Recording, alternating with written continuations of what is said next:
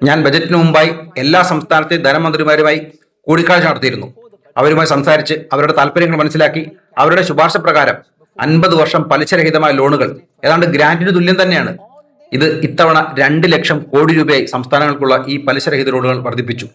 2021 മുതൽ പല സംസ്ഥാനങ്ങളുടെയും പ്രധാനപ്പെട്ട പ്രൊജക്ടുകൾ ഈ സ്കീം ഉപയോഗിച്ചാണ് പൂർത്തിയാക്കുന്നത്. അതുകൊണ്ട് ക്യാപിറ്റൽ എക്സ്പെൻഡിച്ചർ 12.2 ലക്ഷം കോടിയാണെങ്കിലും ഗ്രാന്റുകൾ കൂടി ഉൾപ്പെടുത്തുമ്പോൾ സംസ്ഥാനങ്ങൾക്കും കേന്ദ്രഭരണ പ്രദേശങ്ങളും ചേർത്ത് കണക്കാക്കിയാൽ കേന്ദ്ര വിഹിതം 17.1 ലക്ഷം കോടി രൂപയാണ്. ഇത് GDP-യുടെ 4.5% തുല്യമായ തുകയാണ്. സംസ്ഥാനങ്ങളും യൂണിയൻ പ്രദേശങ്ങളും ഉൾപ്പെടുത്തി ഇന്ത്യയുടെ നിർമ്മാണത്തിന് മാത്രം വിനിയോഗിക്കപ്പെടുന്ന തുകയാണിത്. സംസ്ഥാനങ്ങളിലേക്ക് ഫണ്ട് ട്രാൻസ്ഫർ ചെയ്യുമ്പോൾ ഇവിടെ പ്രതിപക്ഷത്തുള്ള നിരവധി അംഗങ്ങൾ പറഞ്ഞിരുന്നു, ഫിനാൻസ് കമ്മീഷന്റെ ശുപാർശ പ്രകാരം സംസ്ഥാനങ്ങൾക്ക് 41% ഡിവോൾവബിൾ ടാക്സ് നൽകുന്നില്ല എന്ന്. പലരും പരാതി പറയുന്നുണ്ട്. അത് തെറ്റാണ്.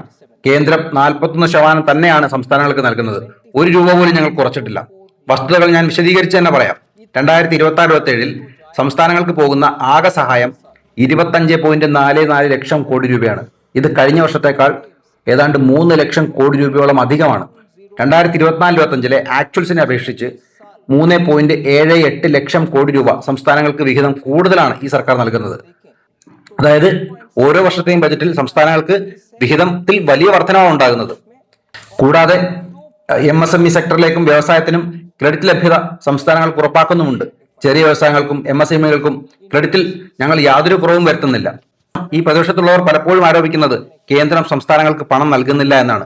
പല സംസ്ഥാനങ്ങളും കേന്ദ്രത്തിനെതിരെ കോടതിയിൽ വരെ പോയി. അവിടെ എല്ലാവർക്കും സത്യം ബോധ്യപ്പെട്ടതാണ്. എങ്കിലും ഞാൻ ഒന്നുകൂടി വ്യക്തമാക്കി ഇവിടെ പറയാം. 16ാം ഫിനാൻസ് കമ്മീഷൻ 2018-19 മുതൽ 2022-23 വരെയുള്ള വർഷങ്ങളുടെ ഡേറ്റ പരിശോധിച്ചപ്പോൾ അവർ തന്നെ പറഞ്ഞത് ഇങ്ങനെയാണ്: എല്ലാ വർഷങ്ങളിലും കേന്ദ്രം സംസ്ഥാനങ്ങൾക്ക് നൽകേണ്ട പണം ഫിനാൻസ് കമ്മീഷൻ ശുപാർശ ചെയ്തിരിക്കുന്നത് പോലെ തന്നെയാണ് നൽകിയിരിക്കുന്നത്. അവരുടെ ശുപാർശയിൽ നിന്ന് 1 രൂപ പോലും കുറച്ചിട്ടില്ല എന്ന് അവർ തന്നെ സാക്ഷ്യപ്പെടുത്തിയതാണ്. ആ റിപ്പോർട്ട് നിങ്ങൾക്കും വായിക്കാം. ഇത് ഞാൻ പറയുന്നതല്ല, ഫിനാൻസ് കമ്മീഷൻ തന്നെ അവരുടെ റിപ്പോർട്ടിൽ രേഖപ്പെടുത്തിയതാണ്. സംസ്ഥാനങ്ങൾക്ക് കിട്ടേണ്ട പണം കൃത്യമായി ലഭിച്ചിട്ടുണ്ട്. ആശങ്കയ്ക്ക് ഒരവസരവും അതിലില്ല. Gross tax revenue versus net proceeds കാര്യത്തിൽ ചില സംസ്ഥാനങ്ങൾ തെറ്റിദ്ധാരണ വരുത്താൻ ശ്രമിക്കുന്നതിന് ഞാൻ മറുപടി ഇവിടെ വ്യക്തമാക്കാൻ ആഗ്രഹിക്കുന്നു. ഗ്രോസ് ടാക്സ് റവന്യൂ എന്നാൽ മൊത്തം നികുതിയും സെസ്സും സർചാർജും ഉൾപ്പെടെയുള്ളതാണ്. എന്നാൽ സംസ്ഥാനങ്ങൾക്ക് കിട്ടുന്ന 41% പൂർണ്ണമായി ഇതിൽ നിന്നല്ല. കോൺസ്റ്റിറ്റ്യൂഷൻ പ്രകാരം CAG ആണ് നെറ്റ് പ്രൊസീഡ്സ് നിശ്ചയിക്കുന്നത്. നെറ്റ് പ്രൊസീഡ്സ് എന്നത് ഗ്രോസ് ടാക്സ് റവന്യൂവിൽ നിന്ന് സെസ്സും സർചാർജും കുറച്ച് ബാക്കിയുള്ള തുകയാണ്. അതാണ് സംസ്ഥാനങ്ങൾക്ക് നൽകുന്ന വിഹിതമായിട്ടുള്ള ഡിവിസിബിൾ പൂൾ എന്നത്. അത് അടിസ്ഥാനപ്പെടുത്തി ആ തുകയിൽ നിന്ന് 41% സംസ്ഥാനങ്ങൾക്ക് നൽകുന്നുണ്ട്. അതിനാൽ സെസ്സും സർചാർജും നിങ്ങൾ ഈടാക്കുന്നു, പക്ഷേ സംസ്ഥാനങ്ങൾക്ക് 40% കൊടുക്കുന്നില്ല എന്നത് തെറ്റാണ്. സെസ്സും സർചാർജും സംസ്ഥാനങ്ങൾക്ക് വേണ്ടി തന്നെ പ്രത്യേകമായ ആവശ്യങ്ങൾക്ക് കേന്ദ്രം ചെലവഴിക്കുന്ന തുകയാണ്. കേന്ദ്രം വീട്ടിൽ കൊണ്ടുപോകുന്ന പണമല്ല. ഹെൽത്ത് സെസ് എന്നത് ആശുപത്രികൾക്ക് വേണ്ടി മാത്രം, എഡ്യൂക്കേഷൻ സെസ് സ്കൂളുകൾക്ക് വേണ്ടി മാത്രം, റോഡ് സെസ് റോഡ് നിർമ്മാണങ്ങൾക്ക് വേണ്ടി മാത്രം. കേന്ദ്രത്തിന് മാത്രമായി സ്വന്തം ഉപയോഗിക്കാനുള്ള റോഡുകൾ ഈ രാജ്യത്ത് എവിടെയുമില്ല. എല്ലാ ആശുപത്രികളും ഓരോ സംസ്ഥാനത്താണ് സ്ഥിതി ചെയ്യുന്നത്. സ്കൂളുകളും ഓരോരോ സംസ്ഥാനങ്ങളിൽ തന്നെയാണുള്ളത്. അതുകൊണ്ട് ഞങ്ങൾ സെസ്സായി ഈടാക്കുന്ന ഈ പണം സംസ്ഥാനങ്ങളിലേക്ക് തന്നെയാണ് പോകുന്നത്. അത് കേന്ദ്രം നേരിട്ട് ചെലവഴിക്കുന്നെന്ന് മാത്രം. കേന്ദ്രം ശേഖരിച്ചു വെക്കുന്നതും സംസ്ഥാനങ്ങൾക്ക് വേണ്ടി തന്നെയാണ്. സംസ്ഥാനങ്ങളുടെ വികസനം എന്ന് പറയുന്നത് രാജ്യത്തിന്റെ വികസനമാണ്. അതുപോലെ രാജ്യം നടത്തുന്ന വികസനം എന്ന് പറയുന്നത് സംസ്ഥാനങ്ങളുടെ കൂടി വികസനമാണ്. MOSPയുടെ പുതിയ സ്റ്റേറ്റ് ഇൻഫ്ലേഷൻ ഡേറ്റ അനുസരിച്ച് കേരളത്തിലെ ഇൻഫ്ലേഷനിൽ തേങ്ങയുടെ കുറവ് വലിയ പ്രഭാവം ഉണ്ടാക്കുന്നുണ്ട്. അതിനാൽ കേന്ദ്രം തേങ്ങാ വിതരണവും ഉത്പാദനവും വർദ്ധിപ്പിക്കാനാണ് ശ്രമിക്കുന്നത്. ഇത് കേരളത്തിന് സഹായകരമല്ലേ? കേരളം മാത്രമല്ല, കേര വ്യവസായവുമായി ബന്ധപ്പെട്ട് നിൽക്കുന്ന എല്ലാ സംസ്ഥാനങ്ങൾക്കും ഇത് ഗുണപ്രദമാണ്. കാർഷിക വിപ്ലവത്തിനും ഞങ്ങൾ പൂർണ്ണമായി പിന്തുണ നൽകുന്നു. പ്രേമേന്ദ്രൻജിയും മറ്റും വർഷങ്ങളായി കശുവണ്ടി കർഷകരെക്കുറിച്ച് പല അപേക്ഷകളും എനിക്ക് നൽകിയിരുന്നു. ഇത്തവണ ഇന്ത്യയിലെ കാഷ്യൂ സെൽഫ് സഫിഷ്യൻസി ആക്കാൻ വേണ്ടി ഞങ്ങൾ ശ്രമിക്കുകയാണ്. കയറ്റുമതിയിൽ വർധനവ്, വാല്യൂ അഡീഷൻ ഇന്ത്യയിൽ തന്നെ നടത്താനും പണമാക്കി മാറ്റാനുമുള്ള വിപുലമായ പാക്കേജ് ഞങ്ങൾ പ്രഖ്യാപിച്ചു. ഏകദേശം 70% ഗുണഭോക്താക്കൾ ഈ മേഖലയിൽ മാത്രം കേരളത്തിലുണ്ട്.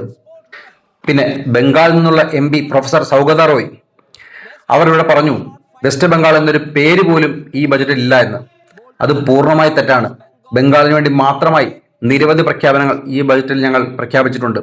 East coast industrial corridor, Durgapur അങ്കർ ബന്ധിപ്പിക്കുന്ന north Bengal high speed rail, jute revival, national fibre സ്കീമിൽ ജൂട്ട് റിവൈവൽ, ലെതർ ഇൻഡസ്ട്രിക്ക് വേണ്ടി ടൂറിസം, ഓരോ സംസ്ഥാനത്തും വേൾഡ് ക്ലാസ് ഡെസ്റ്റിനേഷൻ തയ്യാറാക്കാനുള്ള ടൂറിസം പദ്ധതികൾ, ബീഡി ഉണ്ടാക്കുന്ന ഇലയുണ്ടല്ലോ, ടെൻഡു ലീഫ്, അതിന്റെ ടാക്സ് 5% നിന്ന് 2% കുറച്ചു. കെമിക്കൽ പാർക്ക് ബംഗാളിന് അപേക്ഷിക്കാം. സിറ്റി എക്കണോമിക് റീജിയൻ 1000 കോടി രൂപ പ്രതിവർഷം ബംഗാളിലേക്കാണ് വരുന്നത്. National institute of design east zone, Purvodaya മേഖലയിലാണ് ഞങ്ങൾ അത് കൊണ്ടുവരാൻ പോകുന്നത്. ബംഗാളിന് അപേക്ഷിക്കാം. ഇതെല്ലാം ബംഗാളിന് ഗുണകരമാണെങ്കിലും അതിനെ അവഗണിച്ചുകൊണ്ട് ബംഗാളിനെ ഉൾപ്പെടുത്തിയിട്ടില്ല. അങ്ങനെ പറയുന്നത് തെറ്റാണ്. നിങ്ങളിങ്ങനെ നുണയും കുറ്റവും പറഞ്ഞ് അവസാനം ബംഗാളിൽ BJP അധികാരത്തിൽ വരും. അതിൽ യാതൊരു സംശയവുമില്ല. ഒരു കാര്യം ഞാൻ വ്യക്തമാക്കി തന്നെ പറയാം. മുൻകാലങ്ങളിലെ പോലെയല്ല മോദി സർക്കാരിന്റെ രീതി. ഓരോരോ സംസ്ഥാനത്തിനെ പദ്ധതികൾ പ്രഖ്യാപിച്ചിരുന്ന ആ കാലം ഒരു പരിധിവരെയെങ്കിലും കടന്നുപോയെന്ന് പറയാം. പല സംസ്ഥാനങ്ങളും രാഷ്ട്രീയ താല്പര്യത്തിന്റെ പേരിൽ കേന്ദ്ര പദ്ധതി നടപ്പിലാക്കാതെ നീട്ടിക്കൊണ്ടുപോകും, തലമേറ്റെടുപ്പ് വൈകിപ്പിക്കും, സമരങ്ങൾ ഉണ്ടാക്കിവിടും. അതുകൊണ്ടാണ് ഞങ്ങളിപ്പോൾ പദ്ധതികളായി പ്രഖ്യാപിക്കുന്നത്. താല്പര്യമുള്ള സംസ്ഥാനങ്ങൾക്ക് കേന്ദ്ര ഗവൺമെന്റിന് നീതി ആയോഗ് വഴി അപേക്ഷ നൽകണം. കൂടുതൽ മെച്ചപ്പെട്ട സൗകര്യം ഒരുക്കുന്ന സംസ്ഥാനങ്ങളുടെയും ആ പദ്ധതികൾ നോക്കി അവിടുത്തെ ജനങ്ങളുടെ ആവശ്യകതയും മനസ്സിലാക്കി കേന്ദ്രം പദ്ധതി ഓരോരോ സംസ്ഥാനത്തിന് നൽകും. ഇനി അതായിരിക്കും ചില പദ്ധതികളിലെങ്കിലും രീതി. അതുകൊണ്ട് ഇന്ന സംസ്ഥാനത്ത് കിട്ടിയില്ല, അവർക്ക് കിട്ടിയില്ല, ഇവർക്ക് കിട്ടിയില്ല എന്ന് പറയണ്ട. എല്ലാ സംസ്ഥാനത്തിനും ഈ പ്രഖ്യാപിച്ചിരിക്കുന്ന എല്ലാ പദ്ധതികൾക്കും വേണ്ടി അപേക്ഷ നൽകാം. തൃണമൂൽ MP അഭിഷേക് ബാനർജിയുടെ പ്രസംഗം ഞാൻ ശ്രദ്ധയോടെ കേട്ടിരുന്നു. ഈ സഭയിൽ വന്ന് സഭയിലെ ഏതൊരു പുതിയ അംഗത്തിന് പോലും അറിയാവുന്ന കാര്യങ്ങൾ പോലും ഇത്രയും വളച്ചൊടിച്ച് തെറ്റായ രീതിയിൽ അവതരിപ്പിച്ചത് തീർത്തും ദുഃഖകരമാണ്. അവർ GST കുറിച്ച് നിരവധി കാര്യങ്ങളോട് പറഞ്ഞത് മുഴുവൻ പൂർണ്ണമായും തെറ്റായ വിവരങ്ങളാണ്. ഭയ്യ കേൾക്കൂ, GST കുറിച്ച് ഞാൻ മറുപടി പറയുകയാണ്. അദ്ദേഹം വളരെ മനോഹരമായ ആകർഷകമായ രീതിയിലാണ് നുണ പറയുന്നത്. അദ്ദേഹം പറഞ്ഞു, ഒരു കുട്ടി ജനിക്കുന്ന ദിവസം മുതൽ അന്ന് തൊട്ട് നികുതി അടയ്ക്കുകയാണെന്ന്. കുട്ടി കുടിക്കുന്ന പാലിന് നികുതി, കുട്ടിയിടുന്ന ഡയപ്പറിന് നികുതി, സ്കൂളിൽ പോയാൽ നോട്ട് ബുക്കിന് നികുതി, ഹോസ്പിറ്റലിൽ പോയാൽ അവിടെയും നികുതി എന്നൊക്കെ വലിയ കഥകൾ പറഞ്ഞല്ലോ. ഇവയൊക്കെ നിങ്ങൾ എവിടെ നിന്നാണ് എടുത്തത്? നിങ്ങൾ എവിടെ നിന്നാണ് ഇതൊക്കെ മനസ്സിലാക്കിയത്? എനിക്കറിയാം, മനസ്സിലാകുന്നില്ല. കാരണം 2017 GST കൊണ്ടുവന്ന ദിവസം മുതൽ പാലിന് GST ഒരു കാലത്തും ഉണ്ടായിട്ടില്ല. താങ്കൾക്ക് എവിടെ നിന്നാണ് ഈ കണക്കുകൾ കിട്ടിയത്? പറയൂ. നിങ്ങളിങ്ങനെ ബഹളം വെച്ചിട്ട് യാതൊരു കാര്യവുമില്ല. അദ്ദേഹം നടത്തിയ പ്രസംഗം ഈ സഭയെ വെറും ബേവക്കൂഫാക്കാനുള്ള പ്രസംഗമാണ്. പാലിന് GST ഇല്ല, വിദ്യാഭ്യാസത്തിന് GST ഇല്ല. പ്രീ സ്കൂളിൽ നിന്ന് ഹയർ സെക്കൻഡറി വരെയുള്ള വിദ്യാഭ്യാസം GSTയിൽ നിന്ന് പൂർണ്ണമായി ഒഴിവാക്കിയതാണ്. അംഗീകരിക്കപ്പെട്ട യോഗ്യത ലഭിക്കുന്ന ഒരു വിദ്യാഭ്യാസത്തിനും ഇന്ന് GST ഇല്ല. പുസ്തകങ്ങൾ, നോട്ട്ബുക്കുകൾ, ടെക്സ്റ്റ് ബുക്കുകൾ എല്ലാത്തിനും GST 0. പിന്നെ എവിടെ നിന്നാണ് അദ്ദേഹത്തിന് കണക്കുകൾ കിട്ടിയത്? ഇവിടെ നിന്ന് കഥ പറയുന്നത് 2017 ജൂലൈ മുതൽ ഇത് നിലനിൽക്കുന്ന കാര്യമാണ്. പിന്നീട് സെപ്റ്റംബർ 2025 നമ്മൾ വരുത്തിയ പുതിയ പരിഷ്കരണങ്ങളിൽ കൂടുതൽ ഇളവുകൾ നമ്മൾ വിദ്യാഭ്യാസ മേഖലയിൽ നൽകി. ഇപ്പോൾ pencil, sharpener, eraser, exercise book, നോട്ട്ബുക്കുകൾ, മാപ്പുകൾ, ഗ്ലോബ്, അങ്ങനെ പഠിക്കുന്നതിന് വേണ്ട ഉപകരണങ്ങൾക്കെല്ലാം GST 0. ഇത്തരം വസ്തുക്കൾക്ക് നികുതി ഉണ്ട് എന്നാണ് അവർ പറയുന്നത്. എവിടെ നിന്നാണ് ഇവർ ഈ നികുതി കണക്കൂട്ടിയെടുത്തതെന്ന് എനിക്ക് മനസ്സിലാകുന്നതേ ഇല്ല. ഹെൽത്ത് കെയർ സേവനങ്ങൾ നോക്കിയാൽ 2025 സെപ്റ്റംബർ മുതൽ വീണ്ടും നമ്മൾ GST കൗൺസിലിൽ വിശദമായി ചർച്ച ചെയ്തു. GST കൗൺസിലിൽ എല്ലാവരും ഏകകണ്ഠമായി പിന്തുണ നൽകിയിട്ടാണ് ട്രീറ്റ്മെന്റ്, ഡയഗ്നോസിസ്, കെയർ എല്ലാം GSTയിൽ നിന്ന് ഒഴിവാക്കി. 2017 ജൂലൈ മുതൽ തന്നെ ഹെൽത്ത് ആൻഡ് ലൈഫ് ഇൻഷുറൻസ് പ്രീമിയങ്ങൾക്കും ഇപ്പോൾ പുതിയ പരിഷ്കരണ പ്രകാരം GST 0. അവർ പറയുന്നത് എവിടെയെന്ന് പോലും വ്യക്തമല്ല. വെറുതെ ജനങ്ങളെ തെറ്റിദ്ധരിപ്പിക്കാൻ മനോഹരമായ നുണകൾ പറയാനുള്ള കഴിവ് നിങ്ങൾക്കുണ്ട്. അത് ഞാൻ അംഗീകരിക്കുന്നു. അഭിഷേക് ബാനർജി ഒരു കാര്യം 2 തവണ ഇവിടെ ആവർത്തിച്ചത് എന്നെ വളരെയധികം വേദനിപ്പിച്ചു. അദ്ദേഹം 2 തവണ എടുത്തു പറഞ്ഞു, സ്പീക്കർജി, മരണശേഷവും GST ഉണ്ടെന്ന്, അഗർബത്തി കത്തിക്കാൻ പോലും GST ഉണ്ട് എന്ന് അദ്ദേഹം പറഞ്ഞു. ഇത് കേട്ടപ്പോൾ എനിക്ക് വലിയ വിഷമമായി. ഫ്യൂണറൽ സേവനങ്ങളിൽ GST നമ്മൾ ഒരിക്കലും ഉൾപ്പെടുത്തിയിട്ടില്ല. അങ്ങനെയുള്ള ചടങ്ങിനെ നമ്മൾ നികുതി ഏർപ്പെടുത്തുന്നില്ല. പിന്നെ എവിടെ നിന്നാണ് ഇവർക്ക് ഈ കണക്ക് കിട്ടുന്നത്? ഇനി അവർ പറയുന്നത് ചിലപ്പം അവരുടെ പാർട്ടിയുടെ കട്ട്മണിയുടെ കാര്യമാകാം. ബംഗാളിൽ ജനനം മുതൽ മരണം വരെ ഓരോ സാധാരണക്കാരനും കട്ട്മണി കൊടുക്കേണ്ടി വരുന്ന ഒരു പാർട്ടി സിൻഡിക്കേറ്റ് അവിടെ ഉണ്ട് എന്ന് ഞാൻ കേട്ടിട്ടുണ്ട്. സാധാരണക്കാരിൽ നിന്ന് കട്ട്മണി പിരിച്ചെടുക്കുന്ന പാർട്ടി സിൻഡിക്കേറ്റ് GST ആണെന്ന് പക്ഷേ നിങ്ങൾ തെറ്റിദ്ധരിച്ചതായിരിക്കാം. അത് GST അല്ല, അത് തൃണമൂൽ കോൺഗ്രസിന്റെ കട്ട്മണി സിൻഡിക്കേറ്റ് ആണ്. അങ്ങനെ ഉണ്ടെന്ന് ഞാൻ കേട്ടിട്ടുണ്ട്.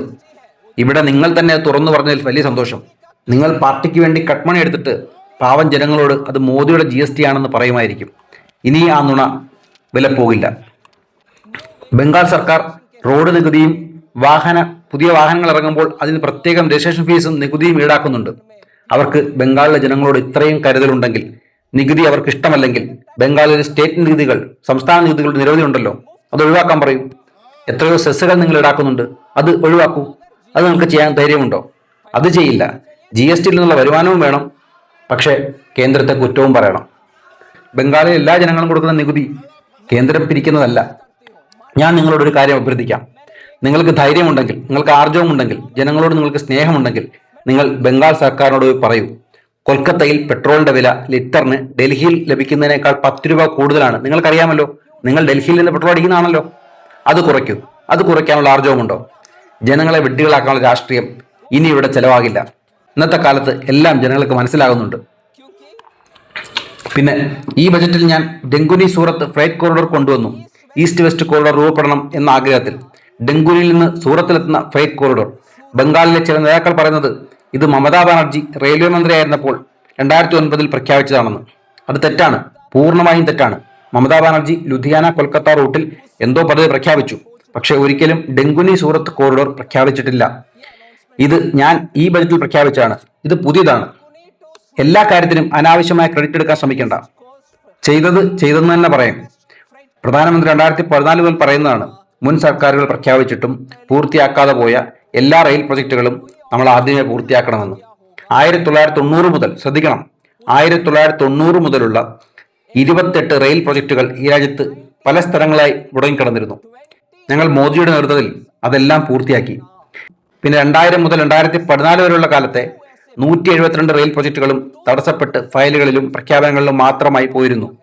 ഇപ്പോൾ ഞങ്ങളുടെ സർക്കാരിന്റെ കാലത്ത് അതിൽ പലതും പൂർത്തിയാക്കി, പലതും പണി പുരോഗമിക്കുന്നു. ഞങ്ങൾ മുൻ സർക്കാരുകളുടെ ഒരു പ്രഖ്യാപനങ്ങളെയും അവഗണിച്ചിട്ടില്ല. പഴയതാണെങ്കിലും ഞങ്ങൾ പ്രഖ്യാപിക്കുന്ന പുതിയതാണെങ്കിലും രണ്ടും ഒരേ രീതിയിൽ തന്നെ കണ്ടുകൊണ്ടാണ് ഞങ്ങൾ പദ്ധതിക്ക് പണം ചെലവഴിക്കുന്നത്, പൂർത്തിയാക്കുന്നത്. പക്ഷേ ഡെങ്കുനി സൂറത്ത് കോറിഡോർ, അതിന്റെ ക്രെഡിറ്റ് മമതാ ബാനർജിക്ക് നൽകുന്നത് പൂർണ്ണമായും തെറ്റാണ്. അത് ഞങ്ങൾ പ്രഖ്യാപിച്ച പുതിയ പദ്ധതിയാണ്, അതിൽ യാതൊരു സംശയവും വേണ്ട.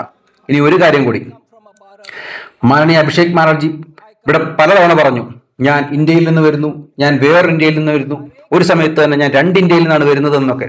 എല്ലാ പ്രസ്താവനകളിലും ഞാൻ അഭിപ്രായം പറയാൻ ആഗ്രഹിക്കുന്നില്ല. പക്ഷെ അതിൽ ഒരു വാചകം അവർ പറഞ്ഞത് എന്റെ ഹൃദയത്തെ തുളയ്ക്കുന്ന സൂചി പോലെ കടന്നുപോയൊരു വാക്കായിരുന്നു. ഇന്ന് സർവൈവൽ പോലും ആഡംബരമായി മാറിക്കൊണ്ടിരിക്കുകയാണെന്ന്. അതുപോലുള്ള വാക്കുകൾ ഇവിടെ പറയരുത്, അത് തെറ്റാണ്. ഞാനൊരു കാര്യം പറയാം മാഡം, പ്രത്യേകിച്ചും സ്ത്രീകളുടെ സാഹചര്യത്തിൽ. ഒക്ടോബർ 2025 ഒഡീഷയിലെ ഒരു MBBS വിദ്യാർത്ഥിനി വെസ്റ്റ് ബംഗാളിലെ ദുർഗാപൂരിൽ പഠിച്ചുകൊണ്ടിരിക്കുമ്പോൾ അവളെ ഒരു സംഘം ഗ്യാങ് റേപ്പ് ചെയ്തു. നിയമ നടപടികളിലൂടെ കേസ് ഫെബ്രുവരി 2026 വരെ നീണ്ടു. അതിനിടെ ഒക്ടോബർ 2025 ബംഗാളിലെ മാനനീയ മുഖ്യമന്ത്രി ഒരു സ്ത്രീയായിട്ടും മമതാ ബാനർജി ഒരു പൊതുവേദിയിൽ പറഞ്ഞത് സ്ത്രീകൾ, പ്രത്യേകിച്ച് പെൺകുട്ടികൾ, രാത്രിയിൽ വീടിന് പുറത്തു വരാൻ ശ്രമിക്കരുത് എന്നാണ്. അതായത് നിങ്ങളുടെ നിയമവ്യവസ്ഥ മെച്ചപ്പെടുത്താൻ നിങ്ങൾ ഒന്നും ചെയ്യുന്നില്ല, സ്ത്രീകൾക്ക് സുരക്ഷിതത്വം കൊടുക്കാൻ നിങ്ങളൊന്നും ചെയ്യുന്നില്ല. പകരം രാത്രിയിൽ പുറത്തിറങ്ങുന്ന സ്ത്രീകളുടെ മേൽ നിങ്ങൾ കുറ്റം ചുമത്തുന്നു. അവർ തന്നെയാണ് പറഞ്ഞത്, ഒരു വനിതാ മുഖ്യമന്ത്രി, പെൺകുട്ടികൾ രാത്രി വീട്ടിലിരിക്കണമെന്ന്. ആ സംസ്ഥാനത്ത് എന്ത് ക്രമസമാധാനം ഉണ്ടെന്നാണ് നിങ്ങൾ പറയുന്നത്? അപ്പോൾ ഈ സഭയിൽ തന്നെ തൃണമൂൽ കോൺഗ്രസ് ഒരു അംഗം ചോദിച്ചിരുന്നു, ഒരു സുഹൃത്ത് തന്നെ നിങ്ങളെ പീഡിപ്പിച്ചാൽ എന്ത് ചെയ്യുമെന്ന്. കൊൽക്കത്തയിലെ ഒരു റേപ്പിനെ കുറിച്ച് ഒരു പാർലമെന്റ് അംഗം തന്നെയാണ് ഇവിടെ പറഞ്ഞത്. എന്ത് ചെയ്യും? ഒരു സുഹൃത്താണെങ്കിൽ നമ്മൾ എന്ത് ചെയ്യും? സ്ത്രീ സുരക്ഷയെക്കുറിച്ച് സംസാരിക്കുന്ന അഭിഷേക് ബാനർജി തന്നെയാണ് അത് പറഞ്ഞത്. ഞങ്ങൾ സംസ്ഥാനത്ത് നിയമം പാസാക്കി, ഗവർണർക്ക് അയച്ചു കൊടുത്തു, ഗവർണർ രാഷ്ട്രപതിക്ക് അയച്ചു. എന്നാൽ നിയമത്തിന് ഇതുവരെയും അനുമതി കിട്ടിയിട്ടില്ല. സംസ്ഥാനത്തിന്റെ സ്ഥിതി ഇതാണ്, നിയമത്തിന് കേന്ദ്രം അനുമതി നൽകുന്നില്ല. അതുകൊണ്ട് ഞങ്ങൾക്ക് നിയമം നടപ്പിലാക്കാൻ പറ്റുന്നില്ല. അതുകൊണ്ട് ഈ കുറ്റം കേന്ദ്രത്തിൻ്റെതാണ്, ഞങ്ങളുടേതല്ല, ഞങ്ങളുടെ ഉത്തരവാദിത്തമല്ല. ഈ രീതിയിലാണ് ഒരു സംസ്ഥാനം ഭരിക്കുന്ന പാർട്ടിയുടെ MP സംസാരിക്കുന്നത്. എന്നാൽ ഞാൻ അവരെ ഒരു കാര്യം കൂടി ഓർമ്മിപ്പിക്കുന്നു. 2025 ജൂണിൽ കാളിഗഞ്ചിൽ ബോംബ് സ്ഫോടനത്തിൽ ഒരു ബാലിക മരിച്ചു. അറസ്റ്റ് ചെയ്തത് ഒരു തൃണമൂൽ കോൺഗ്രസ് നേതാവിനെയാണ്. ബോംബ് വെച്ചത് തൃണമൂൽ കോൺഗ്രസ് നേതാവായിരുന്നു. മെദിനിപ്പൂരിൽ മറ്റൊരു TMC നേതാവ് വേറൊരു ബോംബ് കേസിൽ പിടിക്കപ്പെട്ടു. ബംഗാളിൽ ബോംബുകൾ കൃത്യമായി അവരുടെ പാർട്ടി സംവിധാനത്തിൽ തന്നെ പ്രവർത്തിക്കുന്നുണ്ട്. പക്ഷേ നിയമം പ്രവർത്തിക്കുന്നില്ല. നിയമം എങ്ങനെ കൊണ്ടുപോകണമെന്ന് അവർക്കറിയില്ല. പക്ഷേ കൃത്യമായ ബോംബ് എങ്ങനെ പ്രവർത്തിപ്പിക്കണമെന്ന് അവർക്കറിയാം. ഞാൻ അവസാനമായി ബംഗാളിനെ കുറിച്ച് ഇത്രമാത്രം പറയട്ടെ. National crime records bureau data പ്രകാരം ബംഗാളിൽ ഇന്ത്യയിലുള്ള 36 സംസ്ഥാനങ്ങളിൽ 35-ാം സ്ഥാനത്താണ് കുറ്റകൃത്യങ്ങളിൽ ശിക്ഷ നടപടി വാങ്ങിക്കൊടുക്കാത്തതിൽ. കുറ്റകൃത്യങ്ങളിൽ 1-ാമതും അതിൽ പരിഹാരം വാങ്ങിക്കൊടുക്കുന്നതിൽ ഏറ്റവും അവസാനവുമാണ് ഇന്ന് ബംഗാൾ. ഇതാണ് ബംഗാളിന്റെ അവസ്ഥ. ആ ആളുകളാണ് ഞങ്ങൾ രാജ്യത്തെക്കുറിച്ച് സംസാരിക്കരുത് എന്ന് പറയുന്നത്, ഞങ്ങൾ എങ്ങനെ പ്രവർത്തിക്കണമെന്ന് ഞങ്ങൾക്ക് ഇവിടെ വന്ന് ക്ലാസ് എടുക്കുന്നത്. കൊച്ചു കൊച്ചു ഉദാഹരണങ്ങൾ മാത്രമാണ് ഞാൻ നൽകിയിരിക്കുന്നത്. ബംഗാളിനെ കുറിച്ച് പറയാനാണെങ്കിൽ നിരവധിയുണ്ട്. എന്നെക്കൊണ്ട് പറയിക്കരുത്. ഇങ്ങനെ കാടൻ ഭരണം നടത്തുന്ന ബംഗാളിൽ നിന്ന് ഒരു MP ഇവിടെ വന്ന് ഞങ്ങൾക്ക് ക്ലാസ് എടുക്കരുത് എങ്ങനെ ഭരിക്കണമെന്ന്. ഇനി കമ്മ്യൂണിസ്റ്റുകളോട് ബജറ്റ് വിഷയത്തിൽ ഇവിടെ ഉണ്ടായിരുന്ന കമ്മ്യൂണിസ്റ്റ് അംഗങ്ങൾ പലതും പറഞ്ഞു. അവർ പറഞ്ഞതിൽ പ്രധാനമായിട്ട് ഇതാണ്: കേരളത്തിനൊന്നും ലഭിക്കുന്നില്ല എന്ന്. കമ്മ്യൂണിസ്റ്റുകൾ എവിടെയൊക്കെ സർക്കാർ രൂപീകരിച്ചോ അവിടെയുള്ള സാമ്പത്തിക സംവിധാനങ്ങൾ പൂർണ്ണമായി തകർന്നു പോകുന്നു എന്നത് ലോകപ്രസിദ്ധമാണ്. ഇൻവെസ്റ്റ്മെന്റുകൾ കമ്മ്യൂണിസ്റ്റുകൾ ഭരിക്കുന്ന സ്ഥലത്തേക്ക് പോവുകയില്ല. കേരളത്തിൽ ഒരു ഇൻഡസ്ട്രിയൽ ഗ്രൂപ്പ് 3500 കോടിയുടെ നിക്ഷേപം പിൻവലിച്ച് വേറൊരു സംസ്ഥാനത്തേക്ക് ജീവനും കൊണ്ട് ഓടിപ്പോയി. ഓരോ സംസ്ഥാനവും നിക്ഷേപം ആകർഷിക്കാൻ വേണ്ടി പരിശ്രമിക്കുകയാണ്, അവർ പരസ്യം ചെയ്യുകയാണ്. പക്ഷേ കമ്മ്യൂണിസ്റ്റ് ഭരണകാലത്ത് അങ്ങനെ ഒരു ശ്രമം പോലുമില്ല. ശ്രമമില്ലെന്ന് മാത്രമല്ല, ആരെങ്കിലും ഇൻവെസ്റ്റ് ചെയ്യാൻ വരികയാണെങ്കിൽ അവനെ അവിടുന്ന് ഓടിക്കുകയും ചെയ്യും. അതിനാലാണ് gross domestic savings, capital formation കേരളത്തിലും ബംഗാളിലും തമിഴ്നാട്ടിലും കുറഞ്ഞു വരുന്നത്. കമ്മ്യൂണിസ്റ്റുകൾക്ക് ഇവിടെയൊക്കെ അടിത്തറയുണ്ടായിരുന്നു. അതുകൊണ്ട് തന്നെ അവിടെ ഇൻവെസ്റ്റ്മെന്റുകൾ എപ്പോഴും കുറഞ്ഞിരിക്കും. കേരളത്തിൽ പാവപ്പെട്ട ജനങ്ങളുടെ പണം നിക്ഷേപിച്ച് അവർക്ക് വേണ്ടി സേവനം ചെയ്യേണ്ട 399 കോപ്പറേറ്റീവ് സൊസൈറ്റികൾ ഫ്രോഡായി പ്രഖ്യാപിക്കപ്പെട്ടു. CPM ഭരണമുള്ള സ്ഥലത്തിന്റെ അവസ്ഥ ഇതാണ്. നിലവിലെ മുഖ്യമന്ത്രിയുടെ കാലത്ത് 125 രാഷ്ട്രീയ കൊലപാതകങ്ങൾ നടന്നു. അതുകൂടാതെ NCRB ഡേറ്റ പ്രകാരം കേരളത്തിൽ IPC ക്രൈം റേറ്റ് ലക്ഷത്തിൽ 661 ഇന്ത്യയിൽ തന്നെ ഏറ്റവും ഉയർന്ന കണക്ക് കേരളത്തിലേതാണ്. ഇതാണ് അവിടുത്തെ ക്രമസമാധാന പാലനം. ST വിഭാഗത്തിന്റെ കാര്യം നോക്കിയാൽ 1,36,000 കേസുകൾ ST വിഭാഗത്തിനെതിരെ നിരന്തരം അവിടെ നേരിടുന്നു. കേരളത്തിൽ ST വിഭാഗങ്ങൾക്കെതിരായ അതിക്രമവും വർദ്ധിച്ചിരിക്കുന്നു. STയിൽ 6.5% കമ്മ്യൂണിസ്റ്റ് സർക്കാരിന്റെ ഭരണകാലത്ത് കുറ്റകൃത്യങ്ങളിൽ വർധനവുണ്ടായിരിക്കുന്നത്. SCയിൽ 1.5% വർധനവ്.